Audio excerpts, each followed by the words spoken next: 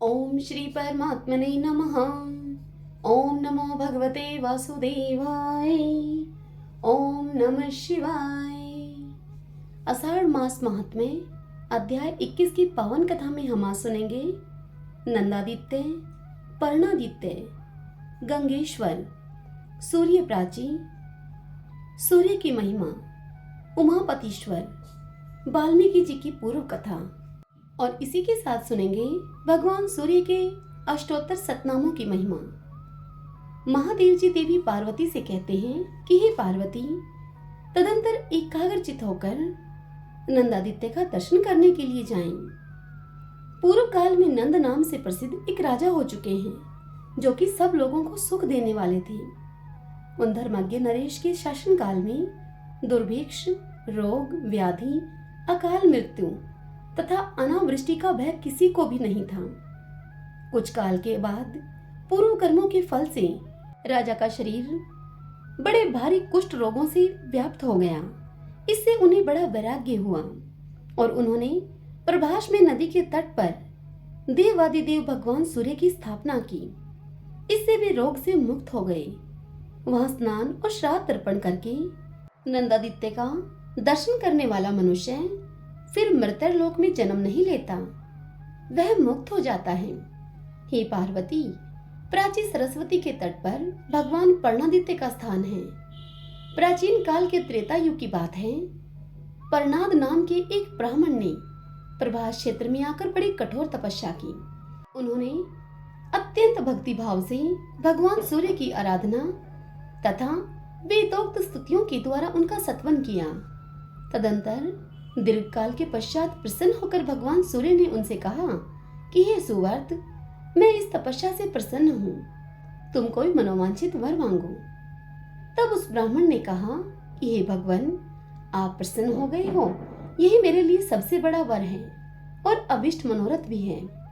हे देवेश्वर, आपका दर्शन तो स्वप्न में भी दुर्लभ है। तथापि यदि मुझे वर देना ही है तो मैं आपसे प्रार्थना करता हूँ कि आप सदा इस स्थान पर निवास करें। एवं अस्तु कहकर भगवान सूर्य वहीं पर अंतर्ध्यान हो गए। पर्णाद के द्वारा स्थापित होने के कारण वे पर्णादित्य कहलाए। पर्णाद जीवन भर उनकी आराधना में लगे रहे। अंत में उन्हें सूर्यलोक की प्राप्ति हुई। हे पार्वती, जो भाद्रपद मास की षष्ठी को वहां पर स्नान और पर्णादित्य का दर्शन करता है वह कभी कोई कष्ट नहीं पाता। गंगापथ नामक स्थान में महान स्तोत्र वाली गंगा जी और गंगेश्वर शिव हैं। जो वहां स्नान करके गंगेश्वर की पूजा करता है वह भयंकर पातकों से मुक्त हो जाता है। जो मनुष्य वैशाख की पूर्णिमा को सरस्वती नदी में स्नान करके वहीं पर चमशोद भेद तीर्थ में पिंडदान देता है उसे गया से कोटि गुना पुण्य प्राप्त होता है। तदंतर सब पापों का नाश करने वाली तथा संपूर्ण कामनाओं को देने वाली सूर्य प्राची की यात्रा करे। वहां स्नान करके मनुष्य 5 महापातकों से मुक्त हो जाता है। हे देवी पार्वती, ऋषि तीर्थ के समीप नयन कुंती नदी के उत्तर तट पर ऋषियों के द्वारा पूजित त्रिलोचन लिंग है जो कि समस्त पापों का नाश करने वाला है। जो भाद्रपद कृष्ण चतुर्दशी को वहां पर उपवास करके रात्रि में जागरण तथा प्रातःकाल श्राद्ध एवं विधिवत शिव की पूजा करता है वह शिवलोक में निवास करता है। ऋषि तीर्थ के समीप देविका नामक उत्तम क्षेत्र है जो कि इच्छा के अनुसार फल देने वाला है। वही ऋषियों और सिद्धों से घिरा हुआ महासिद्ध वन है जो कि भांति भांति के वृक्षों और लताओं से व्याप्त तथा पर्वतों से सुशोभित है। देविका के उत्तर तट पर मैं उमापतीश्वर नाम से निवास करता हूँ। वह क्षेत्र मुझे बहुत प्रिय है। हे पार्वती, वहां मेरा विग्रह उमा नाम के तुम्हारे विग्रह से संयुक्त है, इसलिए उमापति नाम से मेरी वहां प्रसिद्धि हुई है। जो पौष मास की अमावस्या को वहां पर श्राद्ध करता है उसका वह श्राद्ध अक्षय होता है। बुद्धिमान मनुष्य वहां गौ, भूमि, स्वर्ण तथा वस्त्र का दान करें। सब देवताओं ने उस श्रेष्ठ नदी का आह्वान किया है, इस कारण से वह पापनाशिनी देविका कही गई है। वहीं पर भगवान भूधर यानी कि वाराह का दर्शन करना चाहिए।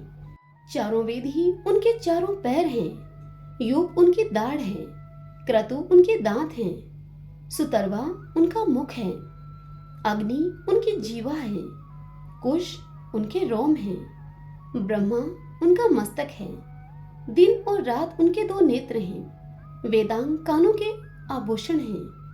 इस प्रकार यज्ञ में वराह भगवान उस स्थान पर स्थित हैं। अश्विन मास की अमावस्या तथा एकादशी को जब सूर्य कन्या राशि पर स्थित हो, गुड़ से युक्त पायस एवं गुड़ से युक्त हविष्य लेकर नमो वह पितरो रसाय इत्यादि मंत्र से उसको तथा अन्य भोजन सामग्री को अभिमंत्रित करें। तेजो असि शुक्रम इत्यादि मंत्र से घी और दधि क्रावणों इत्यादि मंत्र से दही अभिमंत्रित करें। आप या यस्व इत्यादि मंत्र के द्वारा दूध अभिमंत्रित करके जितने व्यंजन और भक्ष्य भोज्य पदार्थ हैं उन सबको महान इंद्रेण इस मंत्र के द्वारा अर्पण करें। संवत्सर इस मंत्र के द्वारा जल अर्पण करें। इस प्रकार ब्राह्मण भोजन कराकर वहां पिंडदान देना चाहिए। हे पार्वती, प्राचीन काल में शमीमुख नामक एक ब्राह्मण था। उस ब्राह्मण के विशाख नाम का एक पुत्र हुआ जो कि बड़े भयंकर कर्म करने वाला था। उसने एकमात्र माता पिता की सेवा को छोड़कर और कोई सत्कर्म कभी नहीं किया था। तदंतर दीर्घ काल के पश्चात उसके माता पिता बहुत अधिक वृद्ध हो गए और मृत्यु के निकट जा पहुंचे। वे रोग आदि से अत्यंत ही व्याकुल थे। विशाख प्रतिदिन जंगल में जाता और अपनी शक्ति का प्रयोग करके दूसरों का धन लूट कर ले आता। उसी धन से वह अपने माता पिता और पत्नी का पोषण किया करता था। एक समय उसी मार्ग से तीर्थ यात्रा परायण सप्तऋषि जा रहे थे। उन ऋषियों को देखकर विशाख ने डंडा उठाया और कठोर वचनों के द्वारा उन्हें गुड़कते हुए कहा कि ठहरो ठहरो। वे सप्तऋषि परम शांत थे, ढेला पत्थर और स्वर्ण को समान ही समझते थे। शत्रु तथा मित्र के प्रति भी उनके मन में समान भाव था और राग द्वेष से वे सर्वथा ही शून्य थे। उन्होंने आपस में कहा कि हम लोगों के साथ जो इसका दर्शन और संभाषण हुआ है वह व्यर्थ न जाए, इसलिए इससे वार्तालाप करना चाहिए। ऐसा निश्चय किया उन सब ऋषियों ने। और फिर उन ऋषियों में से अंगिरा ऋषि ने उससे कहा कि हे तस्कर, थोड़ी देर तक सावधान होकर तुम मेरी बात को सुनो। मैं तुम्हारे हित के लिए सच्ची बात कह रहा हूँ। पहले ये बताओ कि तुम्हारे घर में किस गोत्र के कौन कौन लोग रहते हैं। ऋषि अंगिरा की इस बात को सुनकर शमीमुख नामक ब्राह्मण के उस पुत्र विशाख ने कहा कि हे मुने, मेरे घर में मेरे बूढ़े माता पिता और मेरी संतानहीन पत्नी है और एक मैं हूँ, पांचवा अन्य कोई नहीं है। यह सुनकर अंगिरा ऋषि ने कहा कि तुम पाप से जो धन कमाते हो उससे उन सबकी पुष्टि हो रही है। अतः घर जाकर उन सबसे तुम पूछो कि मैं पाप करता हूँ और सब लोग उस पाप की तुम कमाई खाते हो, अतः वह पाप किसको लगेगा और मेरा पाप कैसे शीघ्र छूटेगा। उस मुनि के यूं कहने पर विशाख तुरंत अपने घर को चला गया और मुनि की कही हुई सारी बातें अपने माता पिता से उसने जाकर पूछी। उसके बात को सुनकर माता पिता बोले कि बेटा, एक मनुष्य पाप करता है और उस पाप की कमाई को बहुत से लोग भोगते हैं। भोगने वाले तो छुट जाते हैं और कर्ता उस पाप दोष से लिप्त होता है। जो मंदबुद्धि मानव कुटुंब के लिए अशुभ कर्म करता है उस पापी को निश्चय ही अपनी आत्मा प्रिय नहीं है। माता पिता की इस बात को सुनकर उसे मन ही मन कुछ भय हुआ और उसने निकट जाकर माता पिता से कहा कि मैं आप लोगों के लिए ही तो पाप करता हूँ, अतः आप उसके किसी अंश का भोग करेंगे या नहीं। यह सुनकर माता पिता बोले कि बेटा, जब हम पहली अवस्था में थे तब तुम हमारे द्वारा पालन करने योग्य थे और अब हम वृद्धा अवस्था में हैं। हमारी ऐसी अवस्था में तुमको ही हमारा पालन करना चाहिए। ब्रह्मा जी ने यही पिता पुत्र का पारस्परिक धर्म बतलाया है। हमने तुम्हारे लिए जो शुभाशुभ कर्म किया है उसको हम भोगेंगे। और अब तुम जो शुभ या अशुभ कर्म करते हो उसका भोग तुम्ही को करना पड़ेगा। अतः विद्वान पुरुष को सदा शुभ कर्म ही करने चाहिए। चोरी, खेती, ब्याज, व्यापार अथवा नौकरी कुछ भी करके तुम हमें प्रतिदिन भोजन देते हो, उसका दोष हमको नहीं लगता। माता पिता की इस बात को सुनकर वैशाख ने अपनी पत्नी के पास जाकर भी यही बात पूछी। तब उसकी पत्नी ने भी वही उत्तर दिया जो कि विशाख के माता पिता ने विशाख से दिया था। इससे विशाख को बड़ा ही वैराग्य प्राप्त हुआ। वह बार बार अपनी निंदा करता हुआ बहुत दुखी हुआ और बोला, मुझ पाप कर्म प्राण दुष्कर्मी को धिक्कार है, जो विवेक से शून्य और सत्संग से रहित है, जो विद्वान पुरुषों की सेवा नहीं करता वही पाप करता है। उस पापी को अपनी आत्मा प्रिय नहीं है। इस प्रकार सोच विचार करता हुआ वह विशाख ऋषि अंगिरा के पास गया और मधुर वाणी में आदर पूर्वक कहने लगा कि हे मुने, अब आप पधारिए, यह अपना कुशासन और कमंडलू लीजिए। ये हैं आपके वलकल, चीर और मृगचर्म। ये सब लेकर मेरा अपराध आप क्षमा कीजिए। मैं दीन हूँ, कर्पण हूँ तथा सत्संग से वंचित एवं मूर्ख हूँ, मुझे आप क्षमा कीजिए। आज से मैं इस साधु निंदित, क्रूर एवं भयंकर कर्म से निवृत्त हो गया। अब मुझे इस पाप कर्म का कोई प्रायश्चित बताइए आप, जिससे कि आपकी कृपा से मैं इस पाप से मुक्त हूँ। तब ऋषियों ने कहा कि हे वत्स, तुमने बहुत अच्छी बात पूछी है। एकाग्रचित होकर सुनो। मैं तुम्हें गोपनीय बात बतलाऊंगा, उसे किसी के सामने कहना नहीं चाहिए। उसके जप से तुम अवश्य ही पाप मुक्त हो जाओगे। यह 4 अक्षर वाला मंत्र तुम उच्च स्वर से जपते रहो। यह मनुष्यों के सब पापों को हरने वाला तथा स्वर्ग और मोक्ष को देने वाला है। उनके यूं कहने पर विशाख प्रतिदिन उस मंत्र का जप करने लगा और वे मुनि वहां से चले गए। विशाख गुरु भक्त था। देविका के उत्तम तट पर उस मंत्र का जप करते हुए उसे समाधि लग गई। उसकी भूख प्यास नष्ट हो गई और उसका शरीर शुद्ध हो गया। मंत्र, तीर्थ, द्विज, देवता, देवज्ञ, दवा और गुरु, इनमें जैसी जिसकी भावना होती है उसको वैसी सिद्धि प्राप्त हो जाती है। यह जीवात्मा स्वभाव से ही निर्मल परमात्मा का स्वरूप है। हे पार्वती, उपाधि के संग से विकार को प्राप्त होता है। जैसे सेप्टिक मणि स्वरूपतः स्वच्छ है, किंतु उपाधिवश उसमें भी भिन्न रंगों की प्रतीति होती है। जिस प्रकार भ्रमरी स्वयं तो वंध्या होती है, परंतु कहीं से छोटा सा जीव जंतु पाकर उसे अपने स्थान पर ले आती है और ध्यान मगन होकर अपने शिशु रूप से उसका चिंतन करती है, जिसके कारण उसी का ध्यान करके बढ़ने वाला वह जीव भी वैसा ही हो जाता है। यद्यपि वह जीव दूसरी योनि में उत्पन्न हुआ करता है, फिर भी भ्रमरी के चिंतन से भ्रम रूप हो जाता है। यही सत्पुरुषों के लिए दृष्टांत है। जो गुरु से उपदेश पाकर उसमें संदेह करता है वह सिद्धि को नहीं पाता। जैसे भाग्यहीन पुरुष को निधि नहीं मिलती, इसी प्रकार मंत्र जप में संलग्न होकर अमृतत्व को प्राप्त हुए विशाख मुनि के सहस्त्रों वर्ष बीत गए। कुछ काल के पश्चात वे बांबे की मिट्टी से घिर गए। उन्हें इस बात का कुछ भी पता नहीं था। तदंतर दीर्घ काल के पश्चात वे सप्तऋषि फिर से उधर से आ निकले, तो उस स्थान को देखकर एक दूसरे से कहने लगे, यहीं पर वह भयानक आकार वाला तस्कर विशाख हमें मिला था, जिसने यहाँ आते ही हमारा सब कुछ लूट लिया था। इस प्रकार वार्तालाप करते हुए महर्षियों ने बांबी के भीतर से आती हुई मंत्र उच्चारण की उत्तम ध्वनि सुनी। तब कौतूहलवश उन्होंने खंती से उस पर्वताकार वल्मीक को खोदा।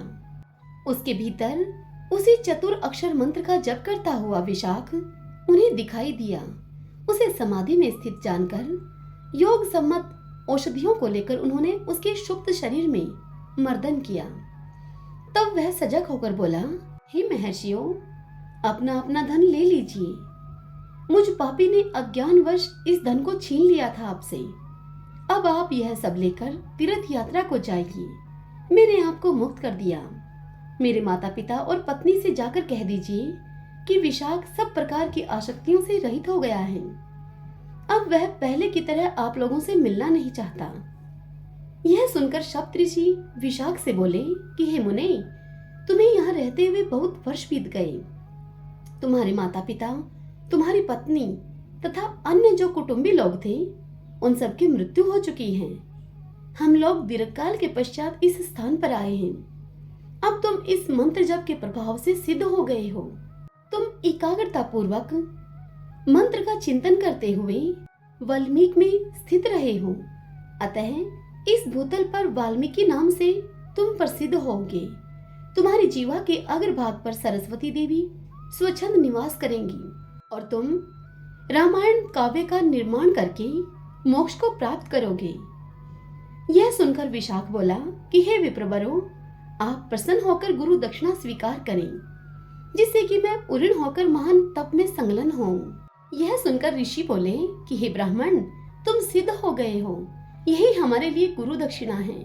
तुम पुनः कोई मनोवांछित वर मांग लो। यह सुनकर वाल्मीकि जी बोले कि यदि आप लोग मेरे ऊपर प्रसन्न हैं और मुझे वर देना चाहते हैं, तो फिर आप मुझे यह बताइए कि यहाँ देविका नदी के सुरम्य तट पर कौन से देवता स्थित हैं, जो समस्त कामनाओं और फलों के देने वाले हैं। यह सुनकर वह ऋषि बोले कि हे ब्राह्मण, यह सामने जो अनेक शाखाओं के साथ फैला हुआ वृक्ष है, इसकी ओर तुम देखो। इसके मूल स्थान में ब्रह्मा जी के अंश से उत्पन्न भगवान सूर्य स्थित हैं। कल्प के प्रारंभ काल से ही उनकी यहाँ स्थिति है। वे ही इस क्षेत्र के देवता हैं, उनकी तुम आराधना करो। यहाँ 2 कोस तक का स्थान सूर्य क्षेत्र कहा गया है। यहाँ रहने वालों को निश्चय ही स्वर्गलोक की प्राप्ति होती है। उनकी इस बात को सुनकर वाल्मीकि ने भगवान सूर्य की आराधना की।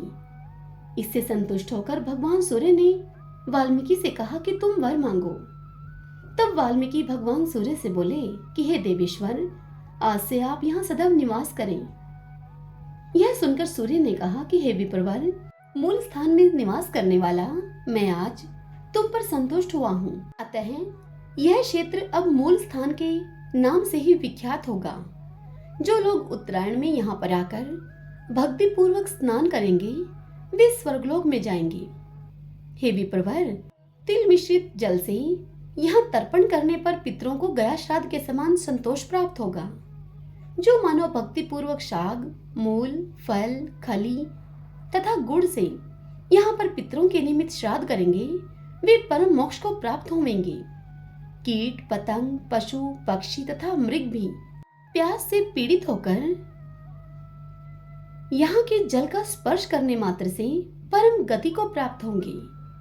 श्रावण मास की पूर्णिमा को तुम्हारे स्नेहवश मैं यहाँ विशेष रूप से निवास करूंगा। उस दिन जो यहाँ के जल से पितरों का तर्पण करेगा, उसके 18 प्रकार की कोढ़ तत्काल नष्ट हो जाएगी। कपाल, औदुंबर, मंडल, विचर्चिका, ऋक्षजीवः, कछु, किटिब, सिद्धम, अलस, विपादिका, दाद्रु, शतारु, विस्फोटक, पुंडरी, कांकण, पामा, चर्मदल और चर्म, ये 18 प्रकार के कुष्ठ अवश्य दूर हो जाएंगे, इसमें संदेह नहीं है। इस प्रकार यूं कहकर सूर्यदेव वहां पर अंतर्ध्यान हो गए।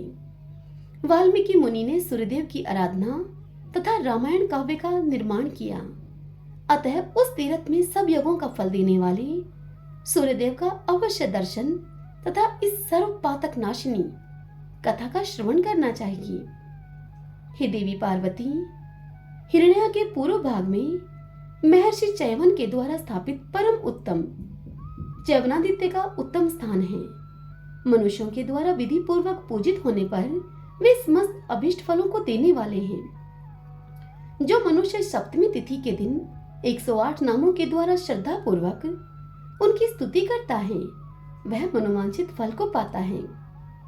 पूर्व काल में महर्षि धौम्य ने महात्मा युधिष्ठिर से सूर्यदेव के जिन 108 नामों का वर्णन किया, वह वर्णन तुम सुनो।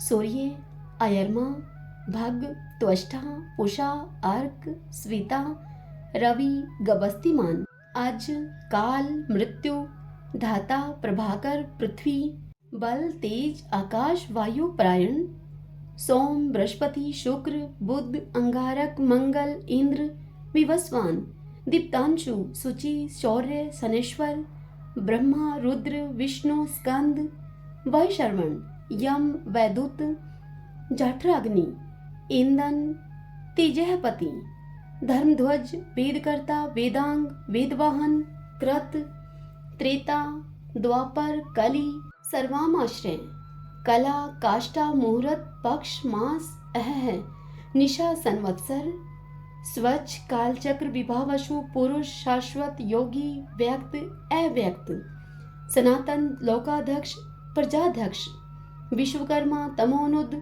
वरुण सागर अंशु जिमोत जीवन अरिहा भूताश्रय भूतपति सर्वभूत निषेवित सत्रष्टा संवर्तक वहनी सर्वाधिकर अमल अनंत कपिल भानु कामद सर्वतोमुख जय विषाद वरद सर्वधातु निषेवित शम सुवर्ण भूतादि शीघ्रग प्राणधारक धन्वंतरी धूमकेतु आदिदेव आदिति सुत द्वादशात्मा अरविंदाक्ष माता पिता पितामह स्वर्ग द्वार प्रजा द्वार मोक्ष द्वार तिरुविष्टप देहकर्ता प्रशांतात्मा विश्वात्मा विश्वतोमुख चराचरात्मा सूक्ष्मात्मा तथा मैत्र शरीरान्वित ये कीर्तन करने योग्य अमित तेजस्वी भगवान सूर्य के 108 नाम महात्मा इंद्र के द्वारा प्रकाशित हुए हैं। इंद्र से नारद को, नारद से धौम्य को और धौम्य से राजा युधिष्ठिर को इनका उपदेश प्राप्त हुआ है। राजा युधिष्ठिर ने इन्हें पाकर संपूर्ण मनोरथों को प्राप्त कर लिया। जो मनुष्य एकाग्रचित होकर सूर्यदेव काल में इस स्तोत्र का पाठ करता है वह पुत्र धन रतन राशि पूर्व जन्म की स्मृति स्मरण शक्ति तथा मेधा यानी कि बुद्धि को प्राप्त कर लेता है। जो देवताओं में श्रेष्ठ भगवान सूर्य के इस स्तोत्र का एकाग्रचित होकर पाठ करता है वह शोक रूपी दावानल से मुक्त होकर मनोवांछित फलों को प्राप्त कर लेता है। हरि ओम तत्सत। ओम नमो भगवते वासुदेवाय। ओम नमः शिवाय। भक्तजनों, आज की यह कथा यही पूर्ण हुई। इससे आगे कल के अध्याय में हम सुनेंगे महर्षि चैवन की कथा, चैवनेश्वर की महिमा, सुकन्या सरोवर, गोशप तीर्थ, गंगेश्वर, बालादित्य और कुबेरेश्वर की महिमा, कुबेर के द्वारा शिव की स्तुति। कल के दिन हम इस पावन कथा का रसपान करेंगे। यदि आपने इससे पहले की कथाएं नहीं सुनी हैं और सुनना चाहते हैं तो आप इस चैनल के प्लेलिस्ट में जाकर उन कथाओं का श्रवण कर सकते हैं। और यदि आज की कथा आपको आनंदित करे तो इस वीडियो को आप लाइक करें और कमेंट बॉक्स में कमेंट करके ओम नमो भगवते वासुदेवाय लिखकर आप हमें अवश्य बताएं। हरे कृष्णा।